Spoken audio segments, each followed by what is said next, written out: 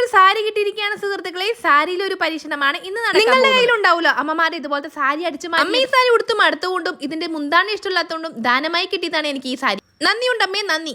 Video കണ്ടിരിക്കുന്ന നിങ്ങൾ തൊട്ടടുത്തുള്ള like button ഞെക്കി എന്നെ പ്രോത്സാഹിപ്പിക്കാൻ മറക്കില്ലേ. അങ്ങനെ നമ്മൾ മുന്താണി തട്ടി തുളത്ത് കയറ്റിയിട്ട് ഇതിന്റെ ആവശ്യം നമുക്കില്ല ഗൈസ്. അപ്പൊ ബാക്കിയുള്ള തുണി അറിഞ്ഞം പറഞ്ഞ് താഴെട്ട് വെട്ടി മുറിക്കണ്ടേ ഗൈസ്.